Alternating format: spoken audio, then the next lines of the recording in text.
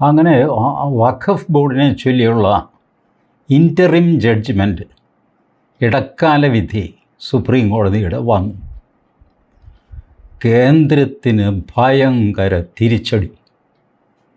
എൻ്റെ അമ്മയെ ഏഷ്യാനെറ്റ് മുതൽ അങ്ങോട്ടുള്ള ചാനലുകൾ തിരിച്ചടി എന്ന് പറഞ്ഞു മാന്യന്മാരൊക്കെ കൂടെ വലിയ സന്തോഷവും തുള്ളിച്ചാട്ടവും.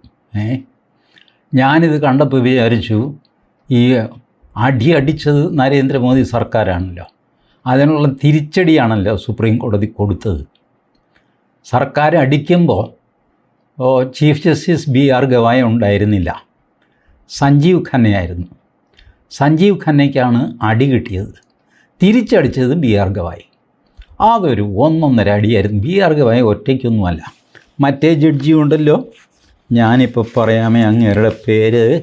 അങ്ങനെ വലിയ തല്ലുകാരനാണ്, അഗസ്റ്റിൻ ജോർജ് മസീഹ്. പുള്ളി വലിയ അടികാരനാണ്. അപ്പോൾ ഇവർ രണ്ടുപേരും കൂടെ നരേന്ദ്രമോദിയെ തിരിച്ചടിച്ചു.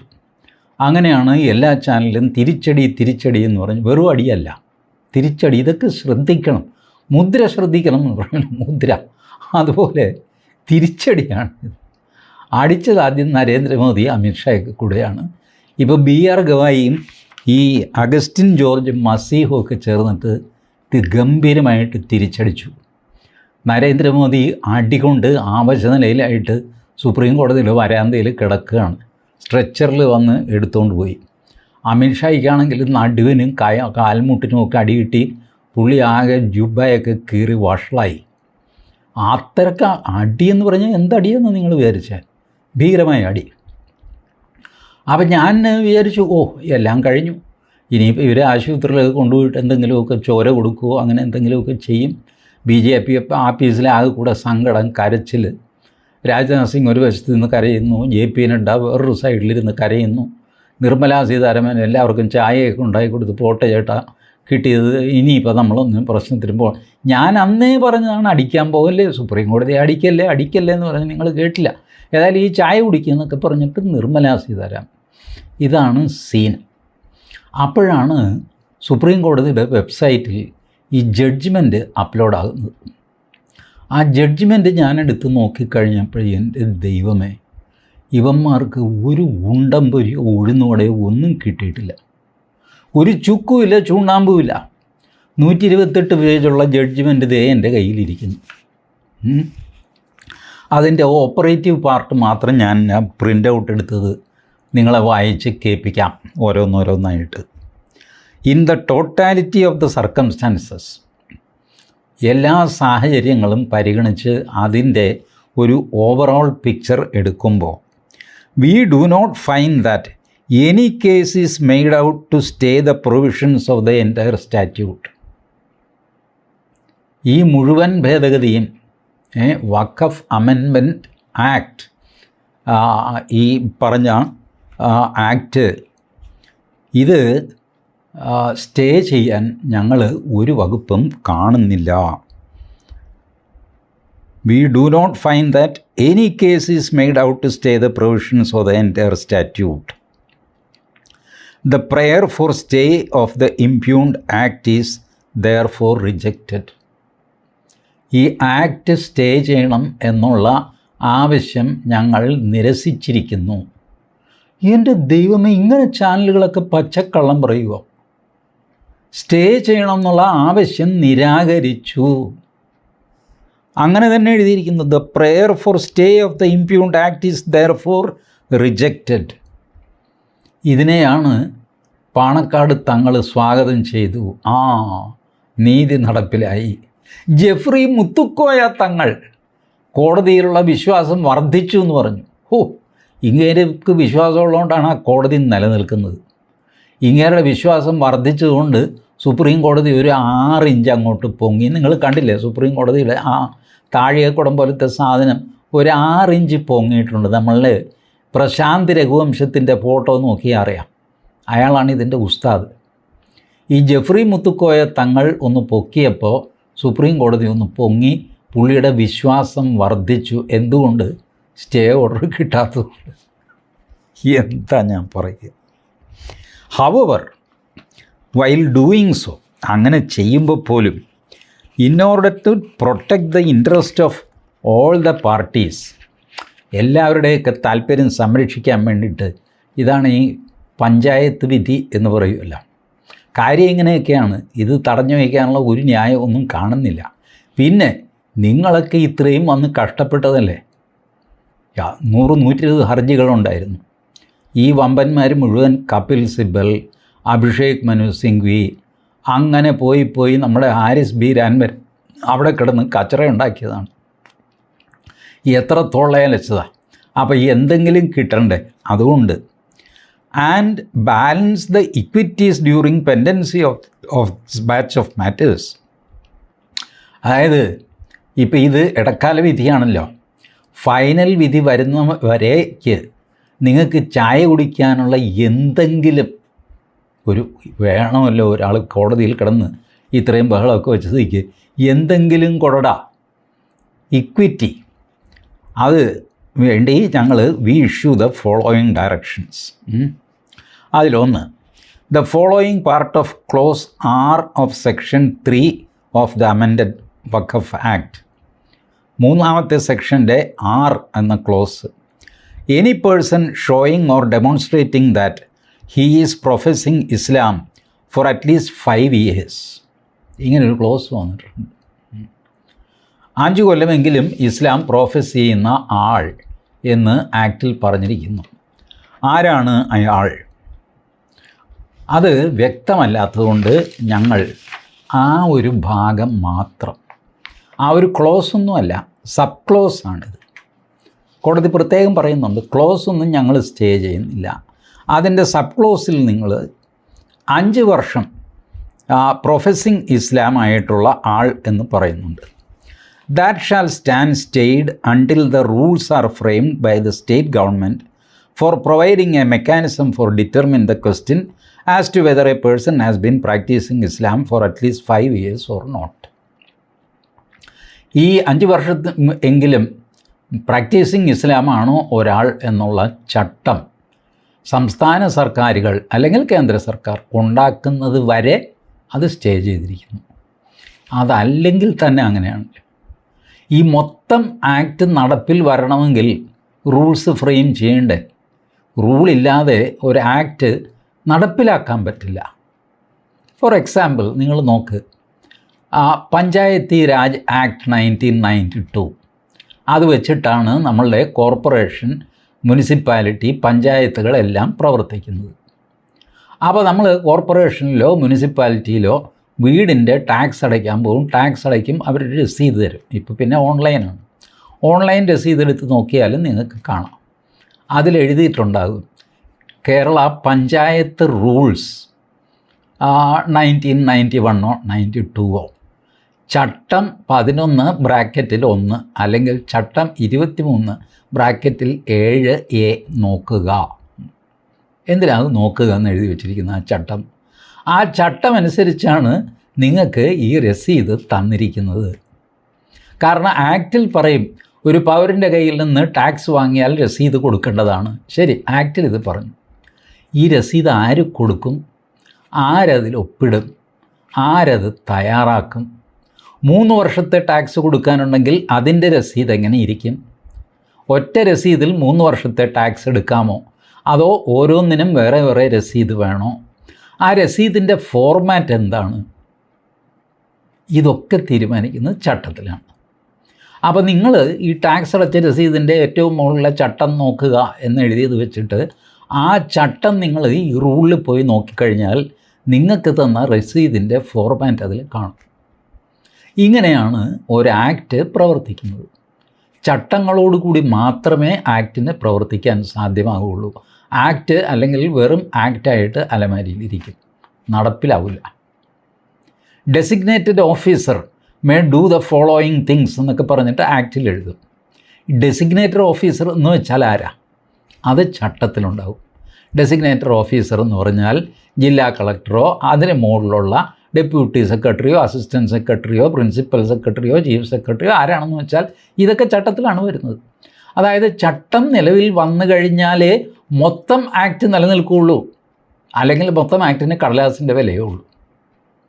അതുകൊണ്ട് ഈ റൂള് നിലവിൽ വന്നു കഴിഞ്ഞാൽ മാത്രമേ ഇത് നിലവിൽ വരുള്ളൂ എന്ന് സുപ്രീം കോടതി പറഞ്ഞത് ഒരു ഭംഗിവാക്കാണ്. ആ ഭംഗിവാക്കിൽ ഇസ്ലാമിക നേതാക്കന്മാരും കോൺഗ്രസ് നേതാക്കന്മാരും ഒക്കെ വീണ് അത് ആഘോഷിച്ചുകൊണ്ടിരിക്കുകയാണ്. അറിഞ്ഞുകൊണ്ട് ആഘോഷിക്കുകയാണോ അറിയാതെ ആഘോഷിക്കുകയാണോ, ഇവർക്കൊക്കെ ഉണ്ട് ഈ തോൽവി വിജയമായിട്ട് ആഘോഷിക്കാൻ ഒരു പ്രത്യേക സാമർഥ്യം ഈ ഇന്ത്യ മുന്നണിക്കുണ്ട്. അവരത് ആഘോഷിക്കും. കേരളത്തിലെ ചാനലുകളിൽ ഭൂരിപക്ഷവും അങ്ങനെയാണ്. നരേന്ദ്രമോദിക്ക് തിരിച്ചടി എന്ന് പറഞ്ഞിട്ടാണ് അവർ ഏത് വാർത്തയും തുടങ്ങുന്നത്. ഈ വാർത്ത മുഴുവൻ വായിച്ചതിൻ്റെ സംഗതി മനസ്സിലാക്കി കഴിയുമ്പോൾ നമുക്ക് തോന്നും ഇതിലെന്താടാ ഇങ്ങേർക്ക് തിരിച്ചടിയെന്ന്. അങ്ങനെയാണ്, പുള്ളിക്ക് തിരിച്ചടിയാണ്. പുള്ളി അടികൊള്ളാൻ ജനിച്ചവനാണ്. എന്തു വാങ്ങിക്കോട്ടെ. അത് കഴിഞ്ഞ് രണ്ടാമത്തത്, provided that such property shall not be treated as waqf property till the designated officer submit his report. ഇങ്ങനെ ആക്റ്റിൽ എഴുതിയിരിക്കുന്നു. അതായത് ഒരു പ്രോപ്പർട്ടി ഗവൺമെൻറ് പ്രോപ്പർട്ടിയാണോ വഖഫ് പ്രോപ്പർട്ടിയാണോ എന്ന് തീരുമാനിച്ചുകൊണ്ട് ഒരു ജില്ലാ കളക്ടറോ അതിന് മുകളിലുള്ള ആഫീസറോ ഒരു ഉത്തരവിട്ട് കഴിഞ്ഞാൽ അതനുസരിച്ച് റവന്യൂ റെക്കോർഡ് തിരുത്തുകയും പിടിക്കുകയൊക്കെ വേണമെന്നാണ് ഒറിജിനൽ ആക്റ്റിൽ പറഞ്ഞിരിക്കുന്നത്. ഇവർ ഇത് മാറ്റിയിട്ട് പറഞ്ഞു, അല്ല അങ്ങനെ ആഫീസർ തീരുമാനിക്കുമ്പോൾ റവന്യൂ റെക്കോർഡ് തിരുത്തരുത്. റവന്യൂ റെക്കോർഡ് തിരുത്തേണ്ടത് ഇത് ട്രിബ്യൂണലിൽ പോയി ഹൈക്കോടതിയിലും പോയി ആ ഹൈക്കോടതി വിധി അനുസരിച്ച് വേണം റവന്യൂ റെക്കോർഡ് തിരുത്താൻ. മതി.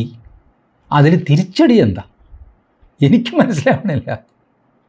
ഒരു സ്ഥലത്ത് വെച്ചിട്ട് ആക്റ്റിൽ പറഞ്ഞിരിക്കുന്നു ഇന്നടുത്ത് വെച്ചിട്ട് നിങ്ങൾക്ക് റവന്യൂ റെക്കോർഡ് തിരുത്താം എന്ന് പറയുന്നു. സുപ്രീം കോടതി പറയുന്നു അവിടെ വെച്ച് റവന്യൂ റെക്കോർഡ് തിരുത്തണ്ട, ഒരു 2 സ്റ്റെപ്പ് കൂടെ കഴിഞ്ഞിട്ട് റവന്യൂ റെക്കോർഡ് തിരുത്തിക്കോ. മതി. ഈ റവന്യൂ റെക്കോർഡ് തിരുത്തിയിട്ട് ആർക്കും മോക്ഷമൊന്നും കിട്ടാനില്ലല്ലോ. ഭൂമിയല്ലേ ഇതിനകത്തെ പ്രശ്നം. എന്നിട്ട് കോടതി പറയുകയാണ് ഈ ആഫീസർ ഡെസിഗ്നേറ്റഡ് ഓഫീസർ ഈ എൻക്വയറി തുടങ്ങിക്കഴിഞ്ഞാൽ പിന്നെ ഡിസ്പ്യൂട്ടിലുള്ള ഭൂമി അനക്കാൻ പാടില്ല. അതിൽ പിന്നെ വേറെ ഒരു ക്രയവിക്രയവും നടത്താൻ പാടില്ല. ഫലത്തിൽ എന്തായി? അത് ഫ്രീസായി. ഭൂമി ഫ്രീസായി, അനക്കാൻ പറ്റില്ല.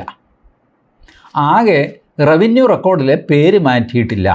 നമ്മുടെ ഭൂമിയുടെയൊക്കെ തണ്ടപ്പേരൊക്കെ എത്ര കാലം കഴിഞ്ഞാൽ നമ്മൾ മാറ്റുന്നത് ഇല്ലേ? പലപ്പോഴും വേറൊരാളിന് വിൽക്കാൻ നേരത്ത് അയാൾ ചോദിക്കും തണ്ടപ്പേര് മാറ്റിയില്ല എന്ന് ചോദിക്കും. ഒയ്യോ മാറ്റിയില്ല. അപ്പോൾ നമ്മൾ ഏതെങ്കിലും ഒരു ഏജൻറ്റിനെ പോയി ചൊറിയും. അയാൾ പറയും എത്ര കാലം പഴക്കമുണ്ട്? 26 വർഷം. 26 വർഷമായിട്ട് തണ്ടപ്പേര് മാറ്റിയില്ലേ? ശരി, നമുക്ക് ശരിയാക്കാം. 26 വർഷത്തെ എൻകംബ്രൻസ് എടുക്കുക, കുറച്ച് പണിയുണ്ട് അതിന്. അങ്ങനെയാണ് ഈ തണ്ടപ്പേര് മാറ്റുന്നത്. അപ്പോൾ ഈ വഖഫ് ബോർഡിനകത്ത് ഈ തണ്ടപ്പേര് മാറ്റുന്നത് ഹൈക്കോടതി വിധി വന്നിട്ടേ മാറ്റാവുള്ളൂ. മതിയപ്പാ, മതിയെന്ന്. ഈ സർക്കാരിൻ്റെ ഭൂമിക്ക് സർക്കാരിൻ്റെ ആണെന്ന് പറഞ്ഞ് തണ്ടപ്പേരുണ്ടോ? ഇല്ലല്ലോ. അപ്പോൾ ഇത് ഇച്ചിരി താമസിച്ചുകൊണ്ട് ഞങ്ങൾ ജയിച്ചു, നരേന്ദ്രമോദിക്ക് തിരിച്ചടി. എനിക്കറിയാമല്ല. ഇങ്ങനെയൊക്കെ ഭ്രാന്ത് പറയുന്നു. ഇനിയുണ്ട്, തീർന്നിട്ടില്ല. അത് കുറേ വിശദമായിട്ട് എഴുതിയിട്ടുണ്ട്.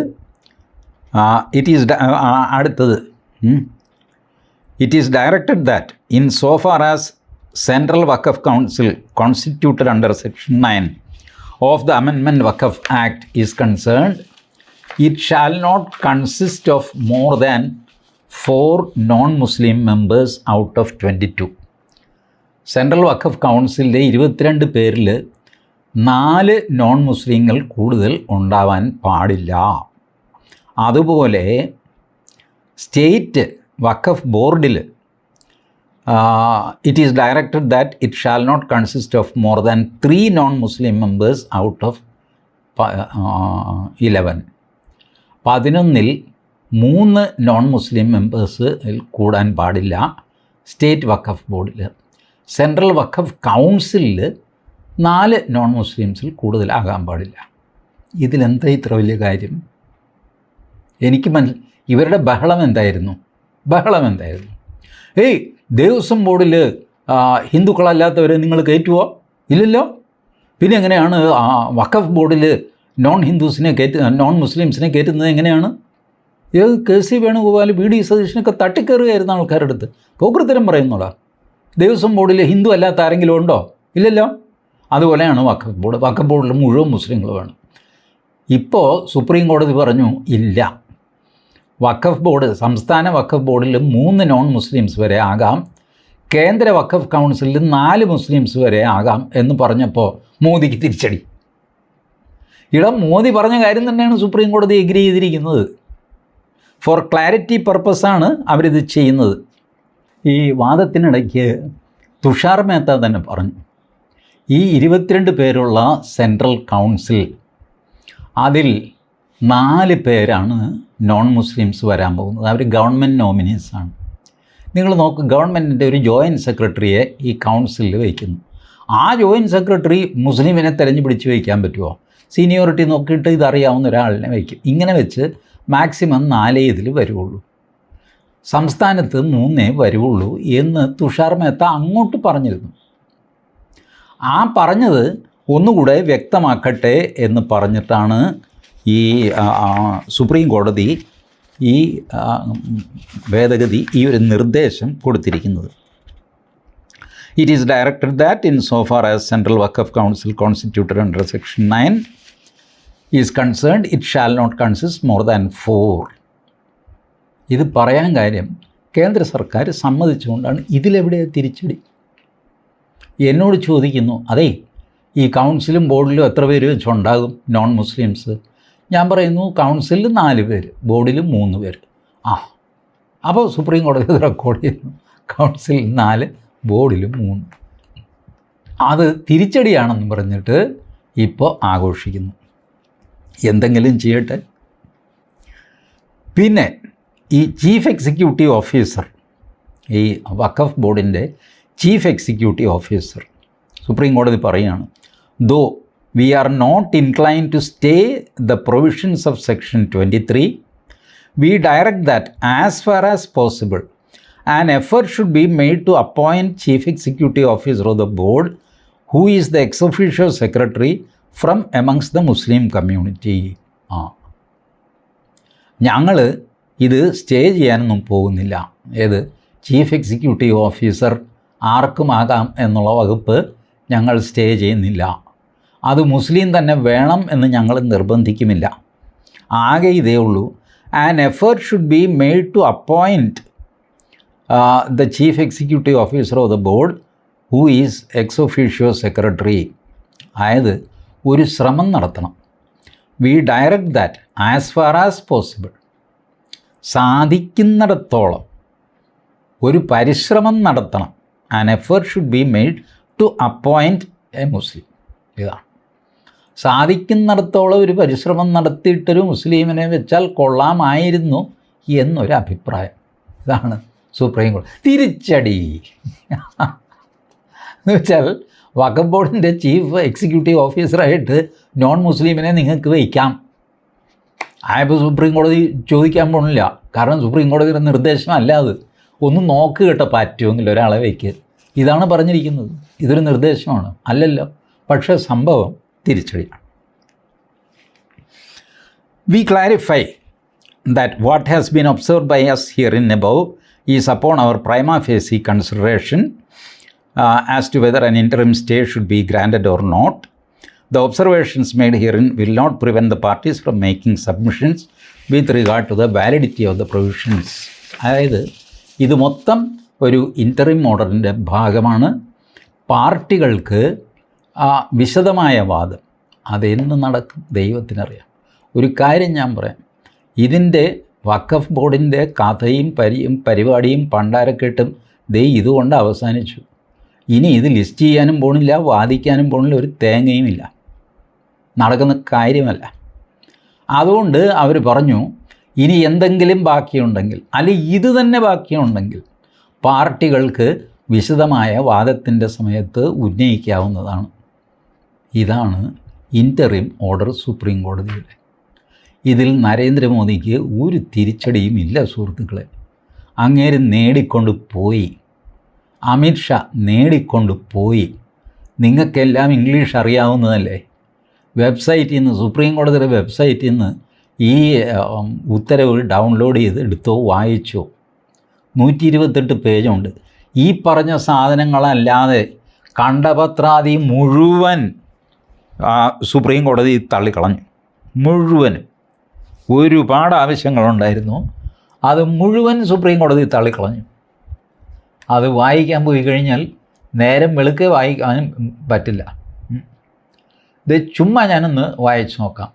One of the main challenges raised on behalf of the petitioners with respect to the provisions contained in section 9 and 14 of the amendment act, establishment and constitution of central Waqf council. ഇതാണ് അതിൽ കോടതിയുടെ composition of board, മുത്തവല്ലി, തേങ്ങാക്കൊല, മാങ്ങാത്തൊലി, മരമഞ്ഞൾ തൊലി, ഇതെല്ലാം ഉണ്ട്. എന്നിട്ട് സുപ്രീം കോടതിയുടെ നിരീക്ഷണം: We, however, do not wish to go into the question qua inclusion of non-Muslim members amounting to interference in religious practices at this stage. മുഴുവൻ തള്ളിക്കളയാണ്. ഈ സ്റ്റേജിൽ ഞങ്ങളിതൊന്നും പരിശോധിക്കാനൊന്നും ഉദ്ദേശിച്ചിട്ടില്ല, തീർത്ത് പറഞ്ഞിരിക്കുക. ഇതുപോലെ ഇനി അടുത്ത ഒരെണ്ണം കൂടെ എടുത്തിട്ട് നമുക്ക് തീർത്തേക്കാം, അല്ലെങ്കിൽ ഒരു മോശമല്ലേ ഇത്. അതുകൊണ്ടാണ് ഇതാണ് section 5 of the impugned act, section 3E of amended Waqf act. ഇതാണ് അവർ ചലഞ്ച് ചെയ്തത്. ഇത് എന്തിനാണെന്നറിയാമോ? Bar of declaration of any land in schedule or tribal area as വഖഫ്.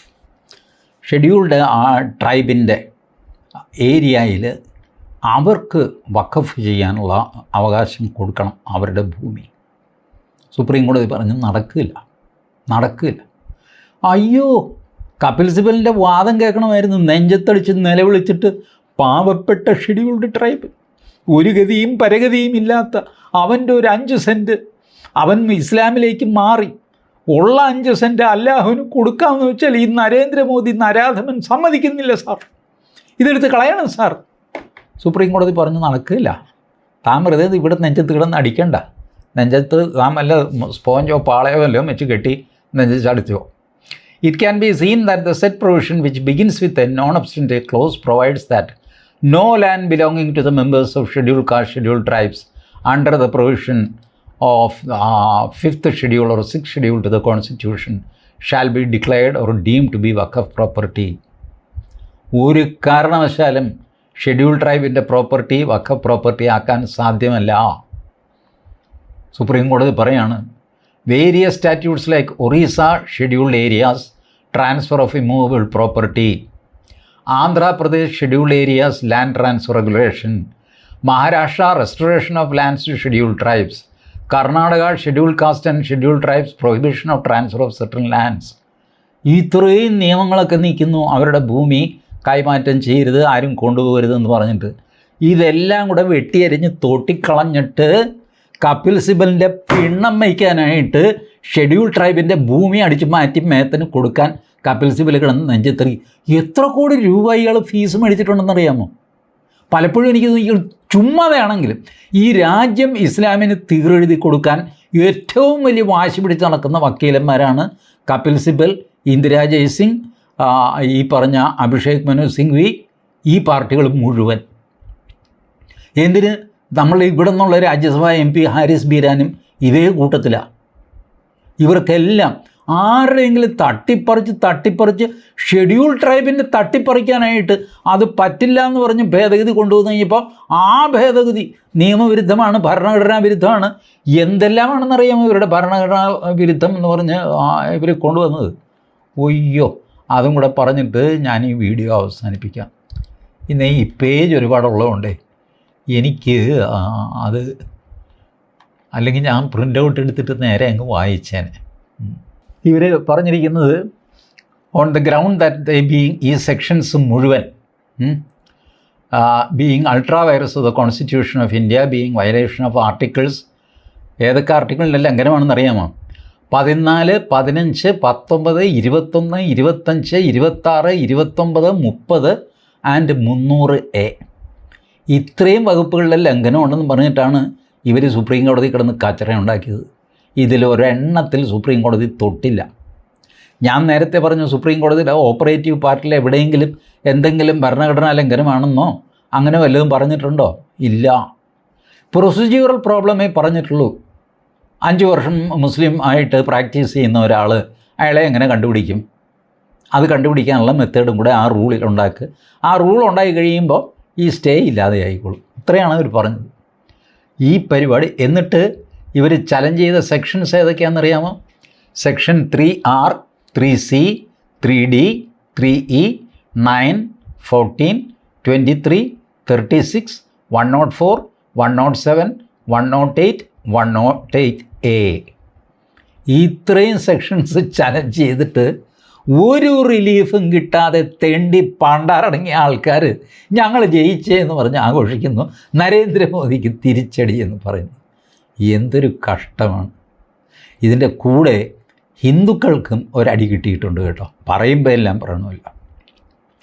ഈ ആക്ട് 95 വഖഫ് ആക്ട് ഉണ്ട്.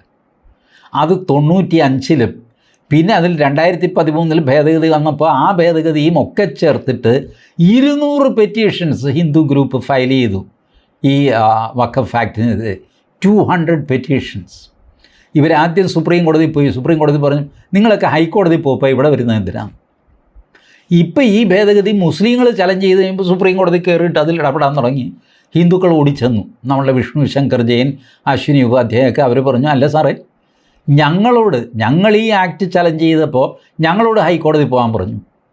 ഇവർ ആക്ട് ചെയ്ത് കഴിഞ്ഞപ്പോൾ സാറ് കേൾക്കാൻ തുടങ്ങുന്നു, ഹിയറിങ് സ്റ്റാർട്ട് ചെയ്യുന്നു. വാട്ട് ഈസ് ദിസ് എന്ന് ചോദിച്ചു. പറഞ്ഞു ഒരു കാര്യം ചെയ്യും, നിങ്ങളുടെയും 2 ഹർജി ഞങ്ങൾ കേൾക്കാമെന്ന് പറഞ്ഞു. കേൾക്കാമെന്ന് പറഞ്ഞതേ ഉള്ളൂ. സഞ്ജീവ് ഖന്നയുടെ ഓർഡറിൽ ഞാൻ വായിച്ചതാണ്. ആ ഓർഡറും എൻ്റെ ഇരിപ്പുണ്ട്. പക്ഷെ കേട്ടില്ല. ഇതുവരെ കേട്ട് തുടങ്ങിയില്ല, കേൾക്കുകയില്ല സുപ്രീം കോടതി. കാരണം അത് ഹിന്ദുക്കളുടെ പെറ്റീഷനാണ്. ഈ രാജ്യത്ത് വർഗീയ ലഹള ഉണ്ടാക്കാൻ, വർഗീയ കലാപം ഉണ്ടാക്കാൻ, മതവിദ്വേഷം പടർത്താൻ മൂലകാരണമായിട്ട് പലപ്പോഴും പ്രവർത്തിക്കുന്നത് സുപ്രീം കോടതിയുടെ ഈ ജാതി അറിഞ്ഞോ അറിയാതെയോ, ഞാൻ മനഃപൂർവ്വം ചെയ്യുന്നതാണെന്നൊന്നും ഞാൻ പറയില്ല, ബട്ട് ഇതുപോലത്തെ പ്രവൃത്തികളാണ്. ഇത്തവണയും സുപ്രീം കോടതി അത് തന്നെ ചെയ്തു. ഹിന്ദുക്കളുടെ പെറ്റീഷനെ പറ്റി ഒരു മെൻഷനില്ല. അവർ കൊടുത്തതാണല്ലോ മെൻഷൻ ചെയ്തതാണല്ലോ, പെറ്റീഷൻ കൊടുത്തതാണല്ലോ. ശരി, നിങ്ങളുടെ പെറ്റീഷൻ, ഹിന്ദുക്കളുടെയും 2 പെറ്റീഷനുണ്ട്, അത് പിന്നീട് പരിഗണിക്കുന്നതാണെന്ന് ഒരു ലൈൻ എഴുതാമല്ലോ. എഴുതിയില്ല. BR ഗവായും എഴുതിയില്ല, അഗസ്റ്റിൻ ജോർജ് മസീഹും എഴുതിയില്ല. ദൈവത്തിന് സ്തോത്രം. Thank you.